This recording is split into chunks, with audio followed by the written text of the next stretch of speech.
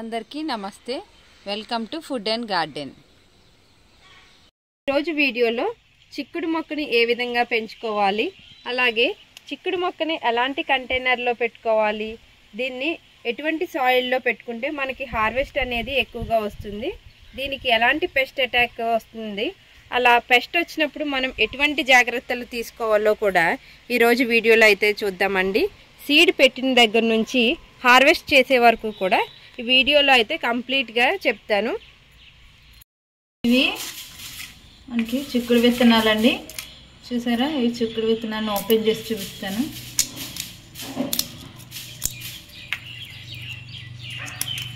ఇలా అయితే ఉంటాయి, ఈ కలర్లో ఉంటాయి.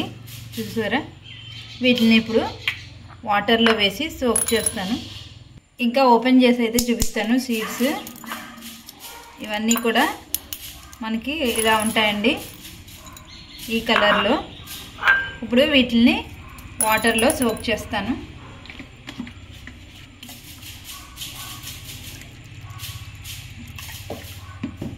ఇలా ఒక నైట్ అంతా నానబెట్టుకోవాలి ఈ సీడ్స్ని. ఒక నైట్ అంతా నానిన తర్వాత సీడ్స్ అయితే ఇలా ఉంటాయండి. ఇప్పుడు వీటిని మనం ఒక టిష్యూ పేపర్లో వేసుకుని మొత్తం ఫోల్డ్ చేసేసి ఒక బాక్స్లో పెట్టుకోవాలి. ఈ సీడ్లింగ్ ట్రేలో నేను ఈ సీడ్స్ పెట్టి కూడా 15 days అయిందండి. చూడండి, ఇంకా తీగలు కూడా వచ్చేస్తున్నాయి. ఇవి చిక్కుడు మొక్కలు నేను పెట్టి అయితే మర్చిపోయాను. ఇప్పుడు వీటిని ఈ పెద్ద పాట్స్లో అయితే నింపుకుందాము.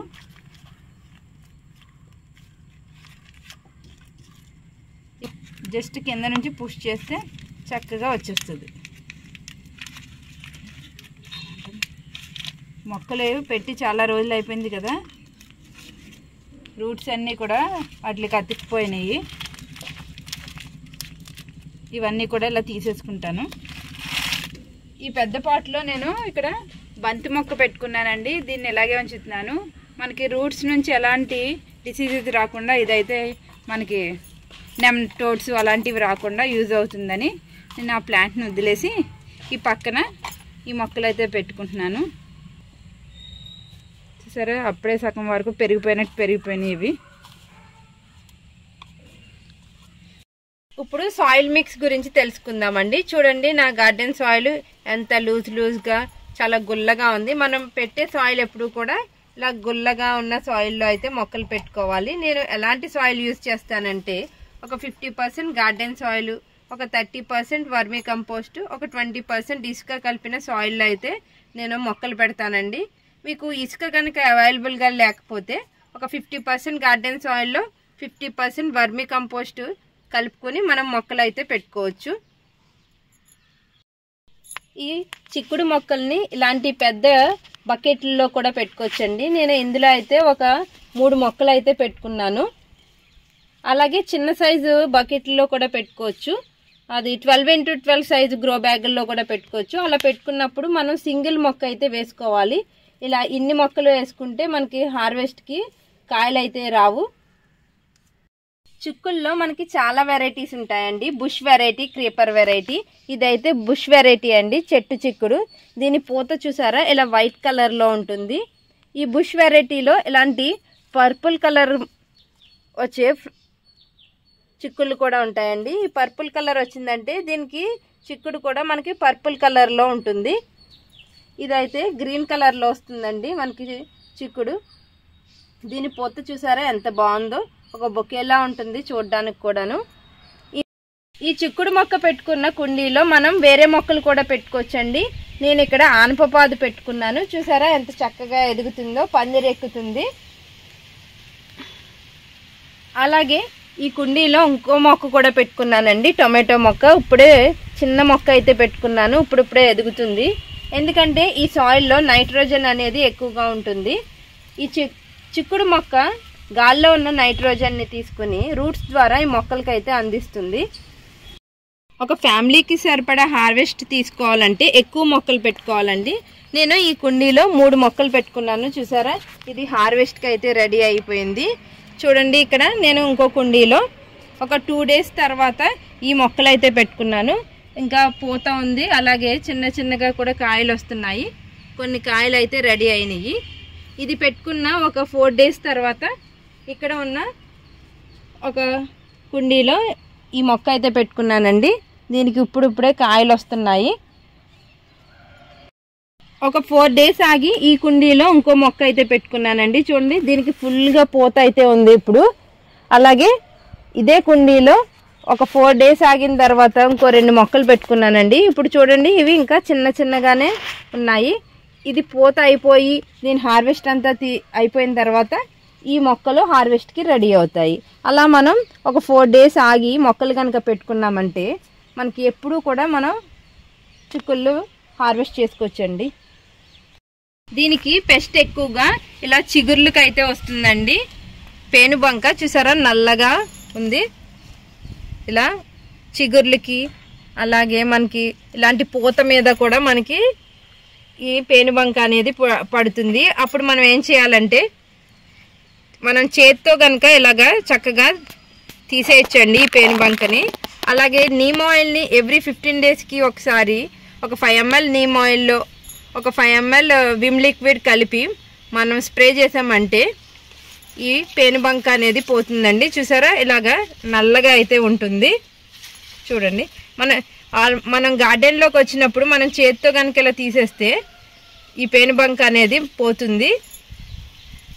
ఇక్కడ కూడా చూడండి, ఇంత చిన్న మొక్కకు కూడా దీనికి పేనుబంక అనేది వచ్చింది. మనం జస్ట్ చేత్తో ఇలా తీసేయడమే. గార్డెన్లోకి వచ్చినప్పుడు మనం చెక్ చేసుకుంటూ ఉండాలండి. అలా చెక్ చేస్తూ ఉన్నప్పుడు మనకి ఇవి కనిపించినప్పుడు మనం హ్యాండ్తో రిమూవ్ చేసేయాలి. హ్యాండ్తో రిమూవ్ చేసినా మనకి పోవట్లేదు అనుకుంటే అప్పుడు నీమ్ ఆయిల్ని ఎవ్రీ 15 daysకి ఒకసారి స్ప్రే చేయాలి. మన దగ్గర నీమ్ ఆయిల్ లేదనుకోండి, పుల్లటి మజ్జిగను, ఇది చూసారా ఇక్కడ కూడా మనకి పేనుబంక అనేది ఉంది. చూడండి, ఈ పూతకి ఎలా పట్టేసిందో మనం చేత్తో అయితే నలిపేయాలి. చూడండి, చేత్తో తీసేస్తుంటేనే పోతుంది.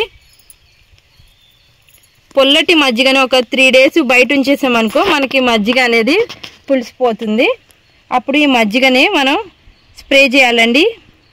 మార్నింగ్ కానీ ఈవినింగ్ కానీ మొక్క అంతా తడిచేలాగా స్ప్రే చేస్తే మనకి ఎలాంటి పెస్ట్ కూడా అటాక్ అవ్వదు. చూసారా, ఇక్కడ చిగురు ఉంది. దీనికి ఎలా పట్టేసిందో పేనుబంక మనం చేత్తో జస్ట్ ఇలా తీసేయాలండి. లేదంటే వాటర్ వేసినప్పుడు కూడా వాటర్తో మొక్క అంతా కూడా ఒకసారి కడిగేసినా కూడా మనకి ఇది పోతుంది. చిక్కుల్ని హార్వెస్ట్ చేసుకుందామండి. ఇవి ఇలా గుత్తులు గుత్తులుగా అయితే వస్తాయి. చూసారా, ఎలా గుత్తులు, ఎన్ని గుత్తులు వచ్చినాయో. మనకి ఇక్కడ ఈ గుత్తులు వచ్చిన తర్వాత పైన ఇంకేమీ పూత అయితే లేదు కదా, అందుకని మనం ఇలాగా ఇక్కడ కట్ చేసేసుకోవాలి. అప్పుడు ఇక్కడ నుంచి సైడ్ బ్రాంచెస్ అనేవి వస్తాయి. ఇలా గుత్తులు గుత్తులుగా వచ్చినప్పుడు ఈ కొమ్మల్ని, పైన ఉన్న కొమ్మల్ని ట్రిమ్ చేసేయాలి. అప్పుడు మనకి సైడ్ నుంచి బ్రాంచెస్ అనేవి వస్తాయి. చూడండి, ఒక్క మొక్క నుంచి, ఒక కుండీలో నుంచి ఎన్ని చుక్కుళ్ళు వచ్చినాయో. ఇక్కడ కూడా ఉన్నాయి. నేను ఈ గిన్నెలో అయితే పెట్టుకుంటాను. ఇదిగోండి, ఇక్కడ కూడా ఉన్నాయి.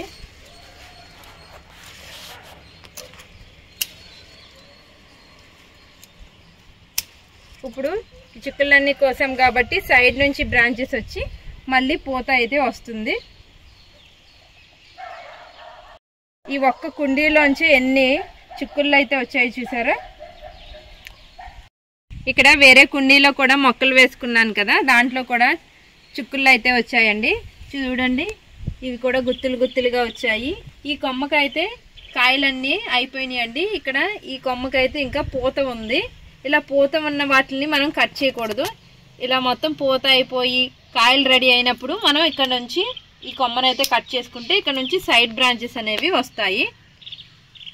చూడండి ఎన్ని గుత్తులు వస్తున్నాయో. ప్లేస్ తక్కువగా ఉన్న వాళ్ళు ఇలాంటి మొక్క చిక్కులను అయితే పెంచుకోవచ్చండి.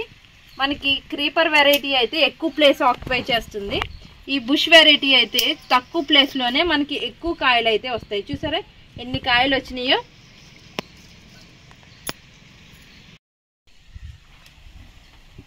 ఇక్కడ ఇంకో మొక్క ఉందండి, దీనికి ఉన్న చిక్కులు కూడా కోసుకుందాము. దీని పూత చూడండి ఎంత బాగుందో, అసలు మనం బొకేలో ఫ్లవర్స్ పెట్టినట్టు ఈ మొక్కకైతే ఫ్లవర్స్ ఉంటాయి.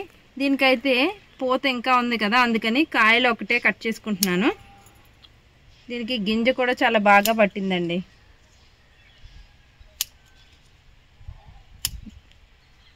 చక్కగా మనకు కావాల్సిన కర్రీస్ అయితే వండుకోవచ్చు. ఈ చిక్కులతో కర్రీ చేసుకుంటే చాలా టేస్టీగా ఉంటుందండి. మార్కెట్లో కొన్న వాటికన్నా మనం పెంచుకున్న వాటికి టేస్ట్ అయితే ఎక్కువగా ఉంటుంది.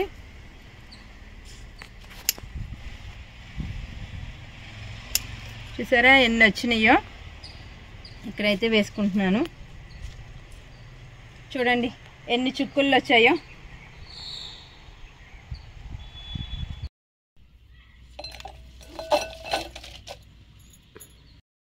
ఒక్క 2 మొక్కల నుంచి చూసారా ఎన్ని చిక్కుళ్ళు వచ్చాయో. ఇదండి ఇవాల్టి వీడియో. ఈ వీడియో మీకు నచ్చింది అనుకుంటున్నాను. నచ్చినట్లయితే లైక్, షేర్ అండ్ సబ్స్క్రైబ్.